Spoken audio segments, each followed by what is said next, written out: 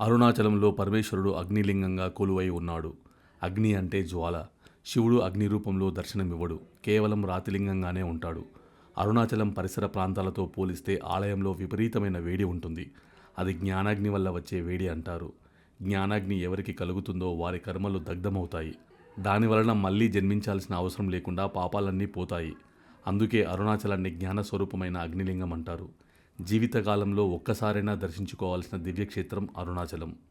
ఈ అరుణాచల పర్వతం లోపల మధ్యలో ఓ పెద్ద గుహ ఉందంట. అక్కడ ఓ పెద్ద మర్రి చెట్టు ఉంటుందని, దాని కింద దక్షిణమూర్తి స్వరూపుడై సిద్ధయోగిగా పరమశివుడు ఇప్పటికీ కూర్చుని ఉంటాడని నమ్మకం. అయితే అక్కడకు వెళ్లాలని ప్రయత్నించిన వారు తీవ్ర ఇబ్బందులు ఎదుర్కొని చివరకు వెనుతిరిగి వచ్చేశారట. అలా దక్షిణమూర్తిని దర్శించాలని బయలుదేరి వెనుదిరిగిన వారిలో రమణ మహర్షి కూడా ఉన్నారట.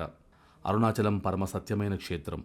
శివుడు లింగరూపంలో ఆవిర్భవించిన తరువాత అక్కడ నిర్వహించవలసిన పూజాది కార్యక్రమాలు ఎలా చేయాలనే విషయాన్ని ఆయనే నిర్ణయించి గౌతమ మహర్షిని ఆదేశించారట. అరుణాచలంలో ఏ ఏ సేవలు ఉండాలి, ఏ ఆలయాలు ఉండాలి, ఏ పూజలు చేయాలి అని నిర్ణయం చేసిన వారు గౌతమ మహర్షి. ఈ క్షేత్రానికి కాలభైరవుడు క్షేత్రపాలకుడు.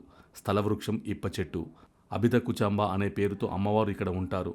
విఘ్నేశ్వరుడు, సుబ్రహ్మణ్య స్వామి, పాతాళ లింగ కూడా ఉంటాయి.